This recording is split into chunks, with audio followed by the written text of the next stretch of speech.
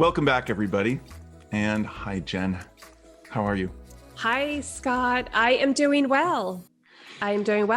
We are talking today about breaking presentation norms.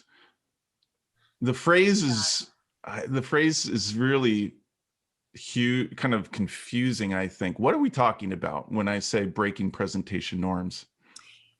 It's easy for us to get stuck in this safe presentation box where we are presenting like everybody else, especially presenting how our leadership presents. Yeah. Because we feel that's the way it should be done. That's the culture. This is safe. However, that doesn't mean it's the best way or that it's the right way to present. Well, and let's just be honest. It's often crappy. I mean, really, don't you think? Yes. I can list. Let's try to list all of the fairly common, not so desirable things that we're expected to do. So I'll start. Okay. Get us send started. around our slide deck. Slides. Right. Send around a slide deck of cryptic, semi-documenty, weird, bulleted half thoughts before your presentation or after your presentation, as if they're a document. I hate it. You can tell I don't like that. You're very passionate about this. I am very passionate about this. Okay. One item I'm very passionate about are heavy slides with too much information and too many slides. And a presenter only has about 15 or 20 minutes to present, and they try to get through 20 slides in that amount of time. And then we know that the presenter is only focused on their agenda and getting through each slide. Right. It's as if the audience is invisible. There you go. And there's a norm. An agenda slide's a norm too. It's like, here's our agenda. Let me give you a preview of the coming attraction so I can bore the crap out of you when I get to it. You know, it's like some of this stuff, or Q&A. You got to have Q&A at the end instead of entertaining a lively conversation during, these are generally not good. Well, and it's tricky because especially in the corporate environment, if this is how we watch our peers present, our leadership present, our executive leadership team present, then we feel then that's the way that we must present. I will tell you though, when we allow ourselves to feel uncomfortable and get out of this boring presentation box and try something new, this is when a whole new world can open up around presenting. And you want to stand out. Oh my gosh, you want to be known as a dynamic and memorable presenter, not the standard, boring, typical presenter. Yeah. Yes. I had a colleague once describe it this way. There's this sort of bell curve, right? And the bell curve in a culture, it sort of always encourages us to move toward that middle of the bell curve, to be like most of the people. And when it comes to presentations and other aspects of culture, it's always, if you go outside that norm, outside that bell curve and try to be different, there's some risks, right? I mean, one of the risks is it's not just inside your head, you feel uncomfortable, but I've seen it where executives have gone to somebody and said, you know what, I don't think you should do it that way. And you feel like you've been very scolded. real. Yeah. So Very real.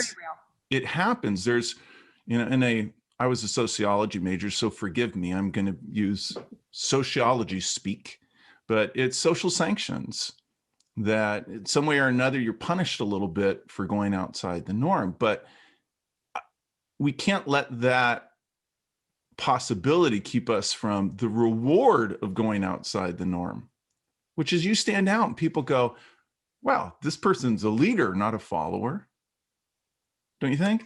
I do. I agree completely. And it's very real that if you decide to try something new during your presentations, whether it's the way you open up or the way you create the slides or handle the Q&A, there could be someone in the audience who is not in agreement.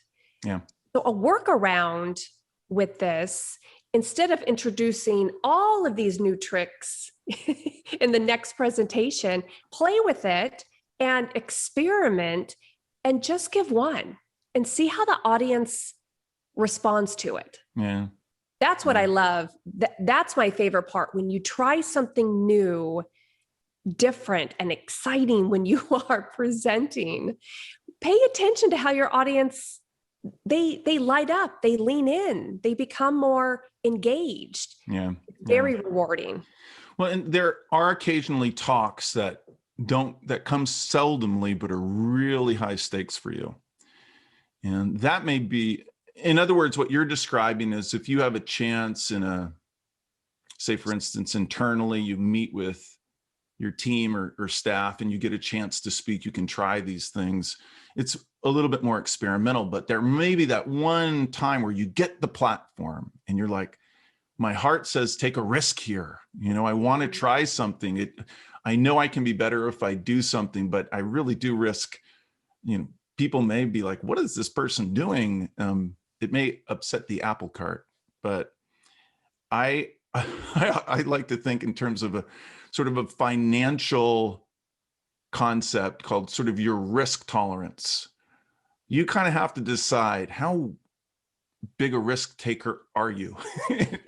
If you're going to play, if you're kind of a more conservative presenting investor type of person, you might say, well, I'm not going to push it so hard. But if you're willing, then, and your heart says, let me give this a try, I'm going to dump the slides altogether. No slides for this. People are going to get like, where are the slides? And I'm just going to go without them. I'm going to use a flip chart. That's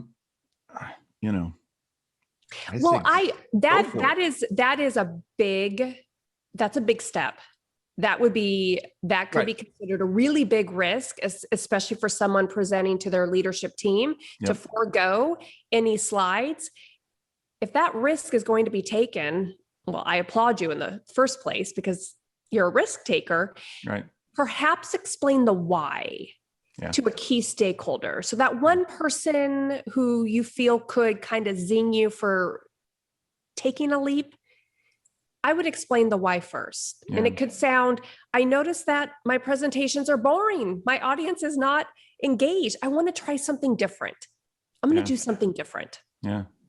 I love that. And it's a good way of putting it. You do absolutely have to think of the culture of the leadership team.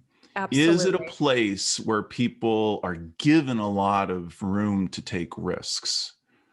In a lot of, for instance, in a lot of financial institutions, they're not running out to hire a lot of risk takers because part of a good financial institution is security. Mm-hmm. So those teams value everything being stable and predictable. They don't want something to be too surprising. So you have to kind of read that a little bit when you make decisions. You just nailed it. Oh, well, thank you.